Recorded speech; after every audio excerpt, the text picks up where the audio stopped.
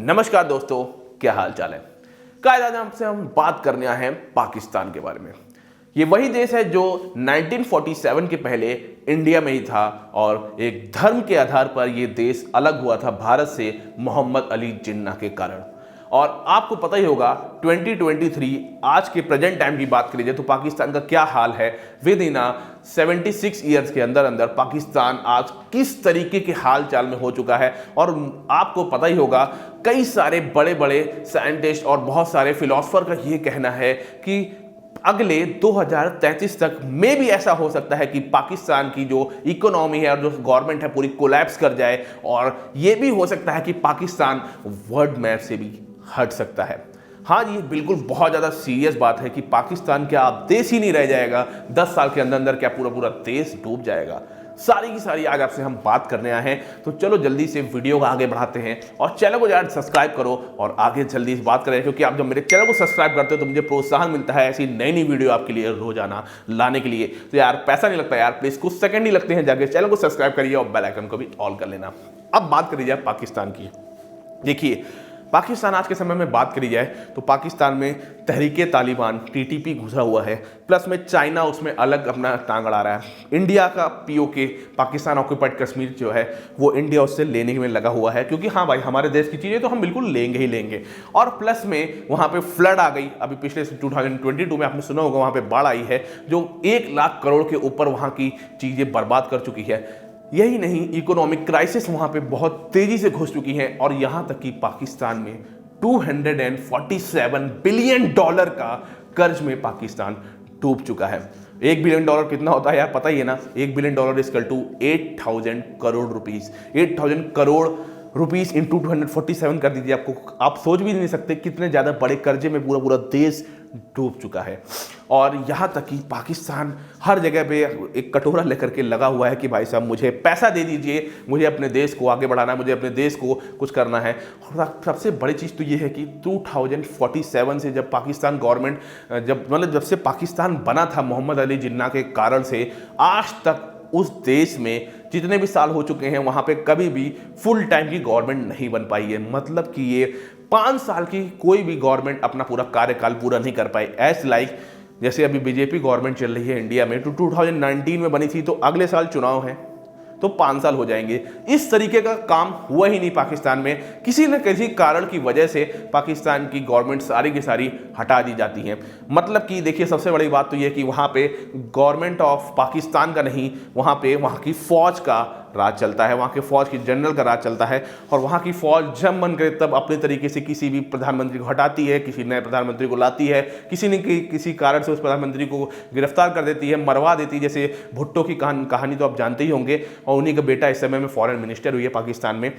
आपको पता ही होगा पाकिस्तान में यहाँ तक ये तक है कि वहाँ पे जो फौज के सबसे बड़े जो जनरल होते हैं वो खुद ही वहाँ के प्रधानमंत्री को हटा करके अपनी सीट जहाँ करके अपने आप खुद बैठ जाते हैं। मतलब समझ लीजिए तख्ता पलट तो वहाँ पे आसान चीज़ है।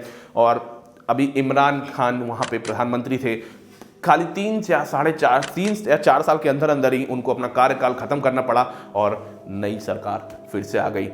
आपको पता होगा यार कि पाकिस्तान इस सब कारणों की वजह से धीरे धीरे घुसता चला जा रहा है।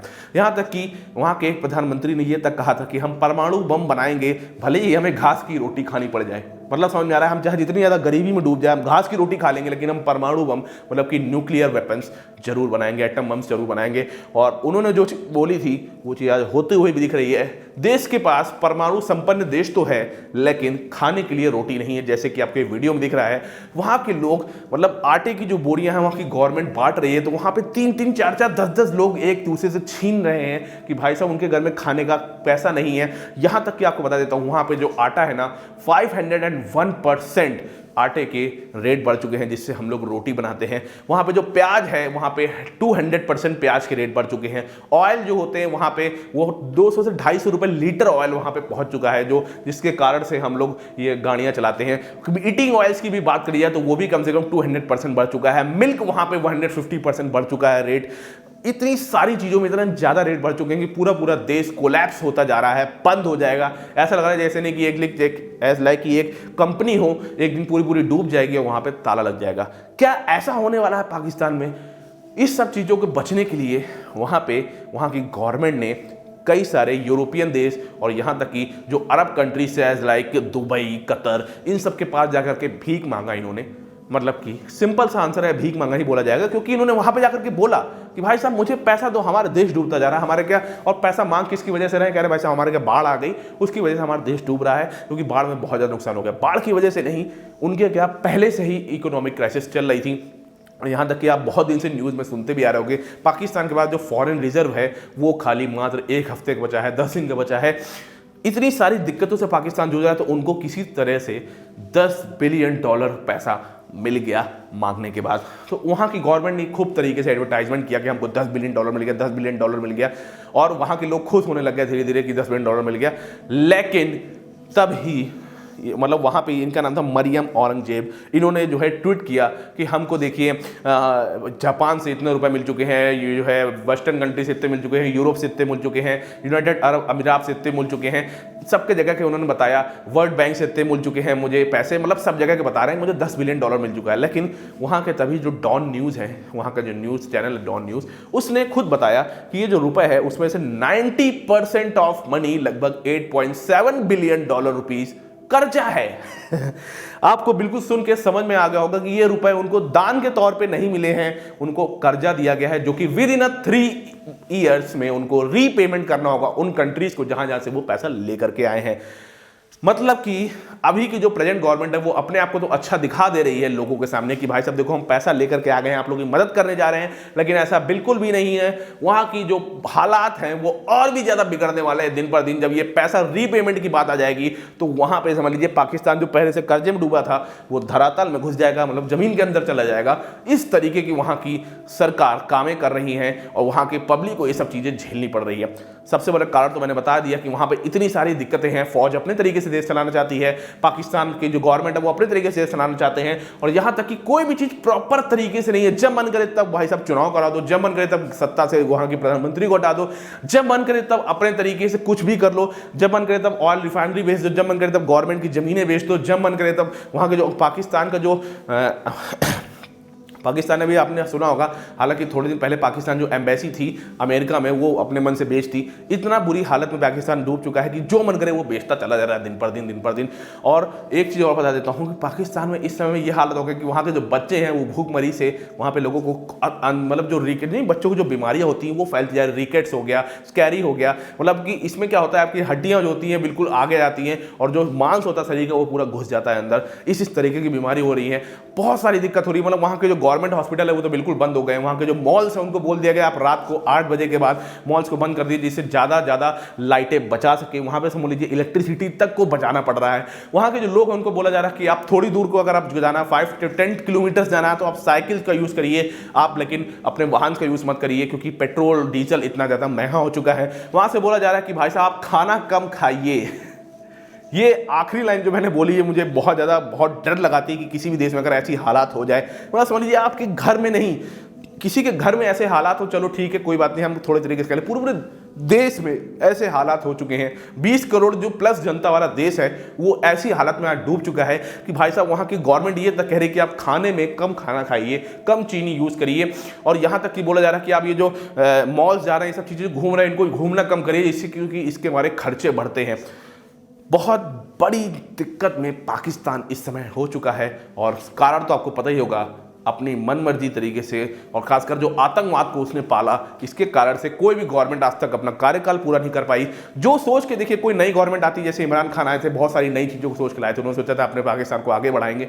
भाई साहब जब आपको 3 ही साल मिलेंगे, 2 ही साल मिलेंगे काम करने के लिए, तो आप कोई भी प्रोजेक्ट शुरू करोगे वो तुरंत खत्म हो जाए, क्योंकि जो नई गवर्नमेंट आती है ना, वो जो पुरानी गवर्नमेंट होती है उसकी चीज़ों को गलत ठहरा करके ही आती है। तो उसकी जो चीज़ें गलत ठहराती है, जो पिछले जो प्रोजेक्ट चल रहे होते हैं उनको भी बंद कर देती है और अपनी चीज़ें वहाँ पर डालना शुरू कर देती है। इतने सारे बड़े बड़े कारणों के मारे पाकिस्तान आज के समय में कोलैप्स होता जा रहा है। ऐसा लग रहा है कि भाई साहब ये कंपनी का डोर एक दिन फुल्ली तरीके से बंद हो जाएगा।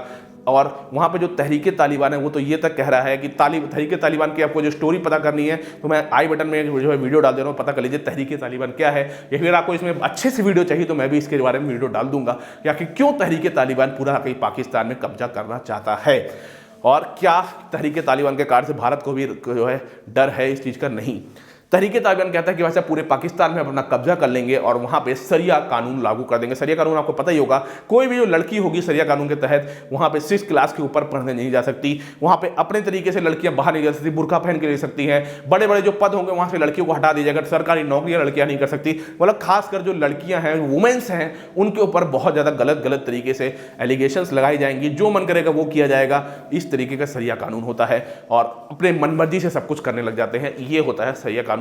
पता करना तो आप जाकर पता कर सकते हो, आपको मैंने ब्रीफ में एक चीज बताई है, खासकर वुमेन्स के लिए सबसे ज्यादा दिक्कत हो जाती है सरिया कानून में। तो तहरीके तालिबान अपने तरीके से कर रहा है, वहीं पे पाकिस्तान ऑक्यूपाइड कश्मीर में गवर्नमेंट ऑफ इंडिया कह रही है कि हम भाई साहब उसको लेकर रहेंगे एक दिन। हर तरीके से पाकिस्तान घुसता जा रहा है, यहाँ तक कि चाइना है उसको कर्जा दे करके अपने तरीके से अलग तरीके से डुबो रहा है। इतनी सारी जब तरीके से पाकिस्तान जब घुसता जाएगा तो आई डोंट थिंक सो कि ये देश बहुत ज़्यादा आगे बढ़ पाएगा, या मुझे लगता है किसी ना किसी दूसरे बड़े देश को इसको गोद ना लेना पड़ जाए एक दिन। इस तरीके के हालात इस समय पाकिस्तान में हो चुके हैं। मैं ये देख रहा था भाई साहब कि कहीं ऐसा ना हो कि मेरा जो स्मार्टफोन है वही क्योंकि मेरा कैमरा स्मार्टफोन से ही मैं अपने चलाता हूँ, जो मैं कैमरा साहब ने आपसे बात कर रहा हूँ स्मार्टफोन इसी करता हूँ कि मैं अकेले ही काम करता हूँ। अकेले काम करता हूँ यार, प्लीज़ वीडियो को यहीं पर लाइक करिए, चैनल को जरूर सब्सक्राइब कर लीजिएगा। तो हाँ, तो हम कहाँ पे थे, हम बात कर रहे थे कि इतनी सारी जब दिक्कतें पाकिस्तान में आ चुकी हैं और पाकिस्तान उसके बावजूद आज भी आतंकवाद को नहीं छोड़ पा रहा, क्योंकि भाई साहब आपने जिस बच्चे को पाल पोस के बड़ा कर दिया है वो कल को ये थोड़ा कह देगा कि पापा आपको मैं छोड़ के चला जाऊंगा। तो पाकिस्तान में जो आतंकवाद है ना, वो पाकिस्तान का खुद का बच्चा है जिसको बड़ा बहुत ज़्यादा कर चुका है पाकिस्तान। अब दोनों एक दूसरे से जुदा नहीं हो पा रहे हैं और पाकिस्तान आज के समय में घुसता ही जा रहा है। वीडियो मेरी अच्छी लगी, यहीं पे और भी ज़्यादा अच्छी तरीके से पूरी फुल वीडियो चाहिए पाकिस्तान के बारे में, क्योंकि पाकिस्तान या इंडिया की कभी लड़ाई हो जाए क्या होगा सब कुछ पता करना है आपको। मेरी वीडियो को लाइक करिए, कमेंट बॉक्स में मुझे बताइए, साथ साथ मेरे चैनल को जरूर सब्सक्राइब करिए, बेल आइकन को भी ऑन कर लीजिए। तब तक के लिए टाटा बाय बाय।